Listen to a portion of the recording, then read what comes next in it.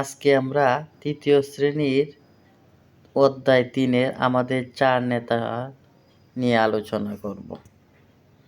আমাদের 4 নেতার মধ্যে উল্লেখযোগ্য 4 জন হচ্ছে শেরেবাংলা একে ফজলুল হক, মাওলানা আব্দুল হামিদ খান ভাসানী, হুসেন শহীদ সোহরাওয়ার্দী এবং বঙ্গবন্ধু শেখ মুজিবুর রহমান। শেরেবাংলা একে ফজলুল হক জন্মগ্রহণ করেন 1873 সালে বরিশালের বাকেরগঞ্জে।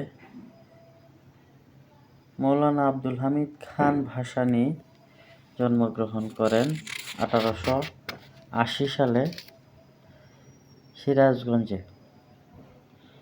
হুসেন শহীদ সোহরাওয়ার্দী জন্মগ্রহণ করেন 1892 সালে পশ্চিমবঙ্গের মেদিনীপুরে এবং বঙ্গবন্ধু শেখ মুজিবুর রহমান জন্মগ্রহণ করেন 1920 সালের ফরিদপুর জেলার গোপালগঞ্জ মহকুমার টুঙ্গিপাড়ায়। এ সম্পর্কে একটি পাঠ আমরা দেখব। শেরেবাংলা একে ফজলুল হক কত সালে এবং কোথায় জন্মগ্রহণ করেন? 1 নম্বর প্রশ্নের উত্তর হবে 1873 সালে বরিশালের বাকেরগঞ্জে। তার পার্টির নাম কি ছিল? কৃষক প্রজা পার্টি। তাকে শেরেবাংলা বলা হয় কেন? উপমহাদেশের একজন সাহসী নেতা ছিলেন, তাই শেরেবাংলা বলা হতো এবং বলা হয়। এবার মাওলানা ভাসানীর প্রশ্নগুলো দেখব। মাওলানা আব্দুল হামিদ খান ভাসানী কত সালে এবং কোথায় জন্মগ্রহণ করেন? মাওলানা আব্দুল হামিদ খান ভাসানী 1880 সালে সিরাজগঞ্জের ধানপাড়া গ্রামে জন্মগ্রহণ করেন। তিনি কিভাবে তার কর্মজীবন শুরু করেন? তিনি স্থানীয় স্কুল ও মাদ্রাসায় পড়াশোনা শেষ করেন। প্রাথমিক শিক্ষক হিসেবে কর্মজীবন শুরু করেন। তাকে ভাসানী বলা হয় কেন? আসামের ভাষাঞ্চলে তিনি কৃষকদের জন্য অনেক কাজ করেছেন, এজন্যই ভাসানী বলা হয়। এবার আসব হুসেন শহীদ সোহরাওয়ার্দীর প্রশ্ন নিয়ে। হুসেন শহীদ সোহরাওয়ার্দী কত সালে কোথায় জন্মগ্রহণ করেন? 1892 সালে ভারতের পশ্চিমবঙ্গের মেদিনীপুরে জন্মগ্রহণ করেন।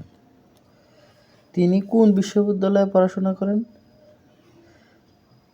তিনি অক্সফোর্ড বিশ্ববিদ্যালয় থেকে আইন বিষয়ে পড়াশোনা করেন। তিনি কি কাজের মাধ্যমে তার কর্মজীবন শুরু করেন? তিনি আইনজীবী হিসেবে কর্মজীবন শুরু করেন। এবার আসব বঙ্গবন্ধু শেখ মুজিবুর রহমানের প্রশ্ন নিয়ে।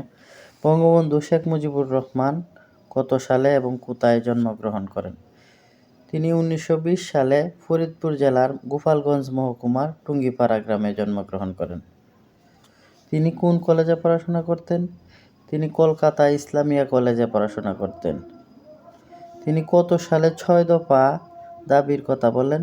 তিনি 1966 সালে 6 দফা দাবির কথা বলেন। আমাদের 4 নেতার পাঠটি আলোচনা করতে গেলে কয়েকটি বিষয় উপস্থাপন করা জরুরি। শেরেবাংলা একে ফজলুল হক জন্ম 1873 সালে।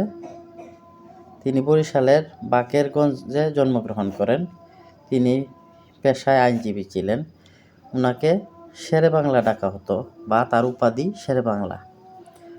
মাওলানা আব্দুল হামিদ খান ভাসানী জন্মগ্রহণ করেন 1880 সালে সিরাজগঞ্জের ধনপাড়া গ্রামে। তিনি পেশায় একজন শিক্ষক ছিলেন। তাকে ডাকা হতো ভাসানী। মজলুম জননেতা বা ভাসানী। তার উপাধি। হুসেন শহীদ সোহরাওয়ার্দী,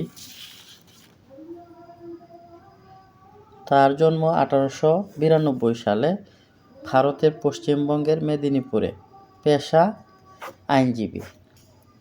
তাকে গণতন্ত্রের মানসপুত্র ডাকা হতো। বঙ্গবন্ধু শেখ মুজিবুর রহমান 1920 সালে জন্মগ্রহণ করেন ফরিদপুর জেলার গোপালগঞ্জ মহকুমার টুঙ্গিপাড়া গ্রামে। ডাকা হয় তাকে বঙ্গবন্ধু নামে। আজ এই পর্যন্ত।